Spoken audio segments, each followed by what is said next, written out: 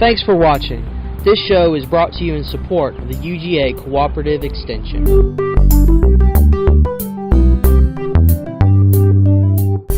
Hi, and welcome back to another episode of Room for Growth. I'm UGA Cooperative Extension Agent Mark Freeman, and today we're going to be talking about peanuts.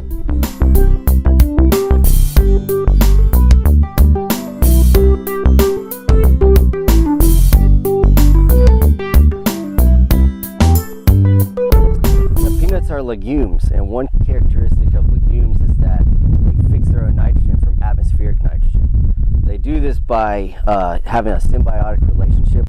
A symbiotic relationship is when two different organisms, in this case the peanut plant and the rhizobia bacteria, actually help each other out. So in this case, the rhizobia bacteria is given a place to live by the peanut plant, and the peanut plant receives nitrogen from the rhizobia bacteria in return.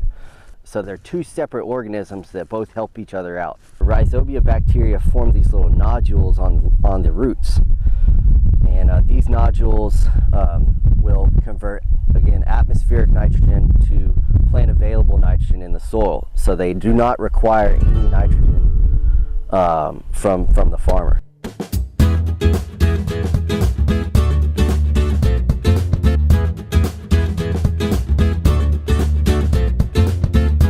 Now, one of the more important jobs for me as a county extension agent is peanut maturity checks.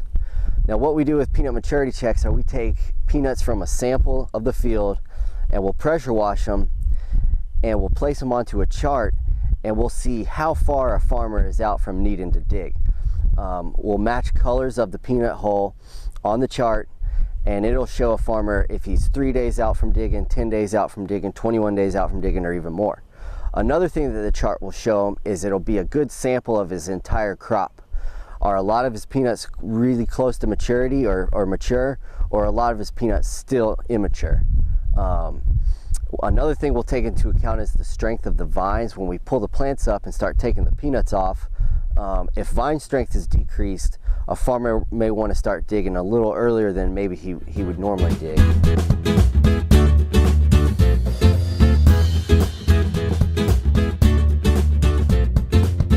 Okay, so these are the plants that we got out of the field. So what we are going to do is take every peanut and peel it off. Okay, so the method that we use for peanut maturity checks now are the hull scrape method.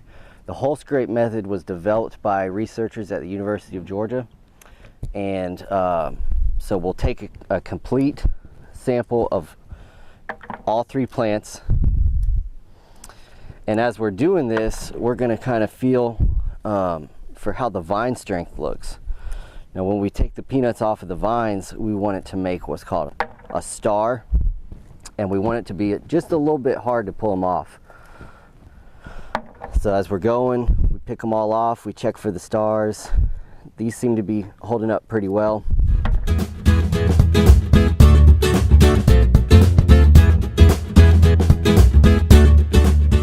Okay, now that we've got all the peanuts off our vine in our bucket, we're going to take it and shake it up just a little bit, and then we're going to start counting. We need 200 peanuts put into the cage, okay?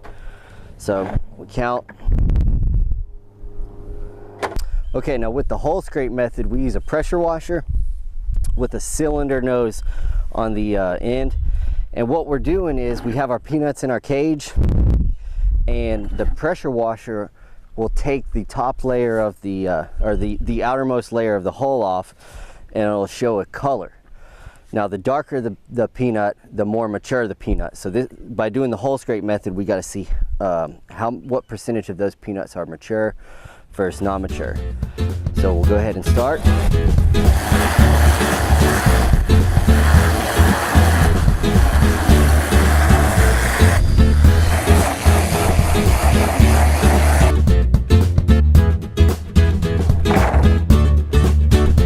Now, this chart is broken up into classes. We have a black class, brown class, orange class, and yellow class, and white classes. Now, the blacker the peanut is, the more mature it is, okay? And they have this projection line with the slope. And what this shows is that once we place peanuts in these little boxes, If they follow this slope line, the peanuts are ready to be dug. The further they are to the left, the longer they have until they're ready. And what we want to do is we want to dig them on this slope line. If you wait too long and you get a majority of them past the black class, you can actually lose some. So we want to keep everything we have and dig at the most appropriate time. So we take our peanuts. I like to start with the darkest ones, and I look at them right here, and I'll place them in the appropriate box. So there, there, there. That one could go there. And I'll just fill out every single peanut until all my peanuts are placed in a box.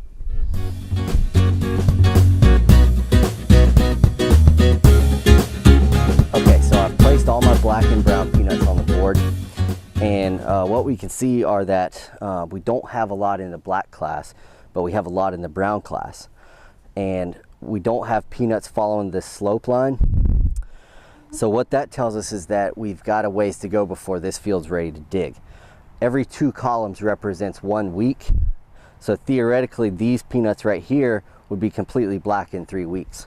So based on that, what we would say is if we could get this column to move over 1 more week, and get this column to move over, and we can get these brown class peanuts into the black class.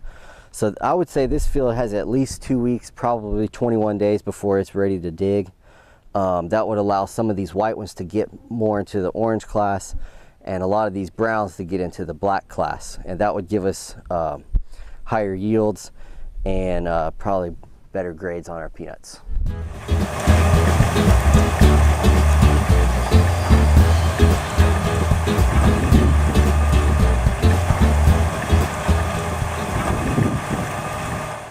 Now, after the peanuts have been checked and they're ready to go, it's time to harvest them. So this machine right here is the first part of the harvest, and I'll let Chris Martin explain a little bit more about this. This is a 6-row KMC peanut digger. It has blades on the front, slide up under the peanuts and cut the roots off, and then it has chains that bring the peanuts up, and then when it gets to the back, it takes them and rolls them over and inverts them, and we leave them on top of the ground for about 3 days and let them dry until the peanuts are dry, and then we come in with the pickers after that.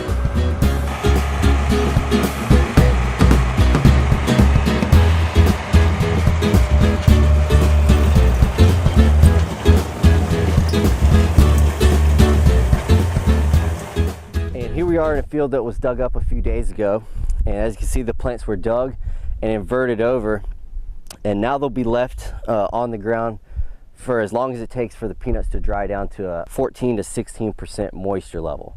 They can't pick them until they're at that moisture level, or they'll get some diseases going into the peanut buying point, and they'll get their grades knocked because of that. But here you can see some peanuts on the ground. These are ready to be picked in the next couple days. They're looking pretty good.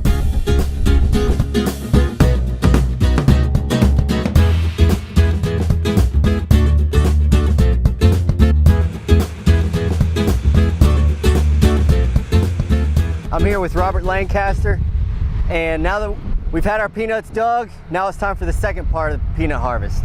And Rob will tell us a little bit about that. After the peanuts are dug, we let them lay on the ground 3 to 4 days, let them dry down. And then the harvesters come in here and we start. I like to get them around 15, 16 moisture. What you'll see is the ones that, I don't know if there's a dump cart behind me and in front of me, the dump carts, they'll pull upside the pickers, kind of speed up the process of picking, where they won't have to stop and go to a wagon.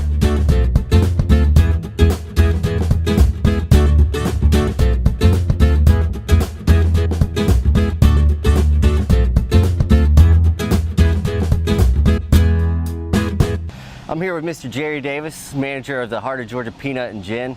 And Mr. Jerry's going to give us a tour of what happens after the peanuts are harvested and leave the field. Okay, Mark, we'll do it. Let's start with the scales. Okay. Okay, the peanuts come in from the farm on the wagon, and they approach the scales. They come here, and Trey weighs them in, stamps them. We wait on them, puts a ticket on the load, and then the load goes to the dryer if they need to be dried, or it goes to the sampler if they are dried on the farm. And Trey is responsible for seeing that that's done properly and correctly. We're now at the location where the peanuts that need to be dried are brought to. The people responsible for the drying operation take a sample from the wagon. Here, the moisture room, we call it the moisture room, they shell them and they take them inside and take a moisture reading from the moisture equipment inside to determine the moisture that's coming in. That's where we charge to be dried is the incoming moisture. The sample from the wagon is taken with a probe. The probe is emptied into a bucket. The bucket is taken outside and we shell enough of the sample to go into the machine. We bring it in here and we log it into the log-in sheet. We take a moisture reading on the moisture equipment, write it into the book, then we connect the wagon to the dryer. Okay, after it's determined by the moisture men that the load of peanuts is above 10% moisture, which indicates it needs to be dried, they bring the wagon to a dryer.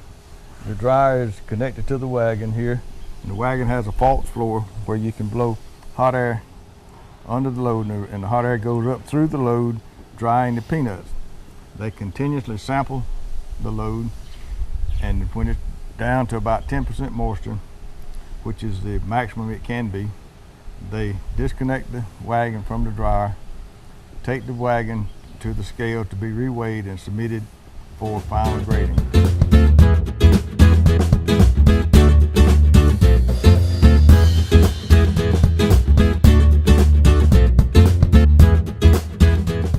When the load of peanuts have been graded and it's satisfactory to be unloaded, they come over here to the warehouse and we bring them across the pit.